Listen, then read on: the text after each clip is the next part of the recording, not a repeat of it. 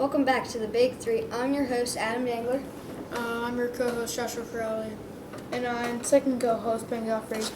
Alright, so today we will start off by discussing the Copa America. Shockingly, Colombia has beaten Argentina, giving them their first opening game loss since 1979. So Argentina's at a rough position, like they started off their World Cup. Even though they started off their World Cup with a tie. Give it a bunch of filmmakers. But yeah, pretty much. So I wouldn't call it a shock. I think most people were expecting this to happen. They were expecting Colombia to put up a good show like did. Argentina were lacking. They were really lacking in like positioning, tracking back, and that's what they used to their advantage. And also Chile won 4-0 against Japan yesterday. 2 goals from Eden Vargas, 1 from a random person, and 1 from Alexis Sanchez. And Bolivia will play Peru, and Venezuela will play Brazil in today's games. And yeah, pretty much. Now, I'm going to ask you about your opinion. Why do you think Japan and Qatar are in the Copa America? No, actually, it's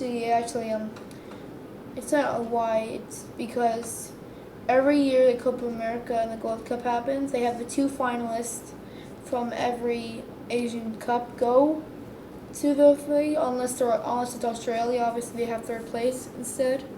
Like if you've seen it, it's not always Japan and Qatar. It's just the 2 teams who played in the final, no matter if they won or lost. We have a caller. Hey guys, I want to talk about the NBA draft. Is there any chance you think Zion Williamson doesn't go number 1, or do you think he's the surefire best prospect in the draft? I think he's a surefire best prospect. I mean, he's only 18, so he has a lot of time to grow. So even if he doesn't start on the New Orleans Pelicans, I think he'll still grow from being on the bench. And when he gets his time, he'll be one of the best in the NBA. Although I do think there's a downsize. At the Combine, they did measure his height, and he is 6'5.5". Playing power forward at the NBA level might be a challenge, although he is the 2nd heaviest player in the NBA at 283 pounds. Jeez. So I do think that Zion Williamson will be effective, but I don't know at his current position. Well, you have to think about Charles Barkley. He's a Hall of Famer. He's one of the best ever to play the game. He was only 5'4", playing as a power forward, so Zion could be the next Charles Barkley. But I do think that because, actually he was 6'4", but Yeah, I mean. I do think that Charles Barkley was effective. I just don't know that Zion really matches Charles Barkley's game, because the way Zion Williamson plays, he plays more like a big. Charles Barkley was more of a point forward, you could say. So I think that when it comes to Zion Williamson, if he's going to be effective at this level, he needs to run and play point forward like Charles Barkley. Because playing power forward at that height, I think is possible, because, he's built like a truck.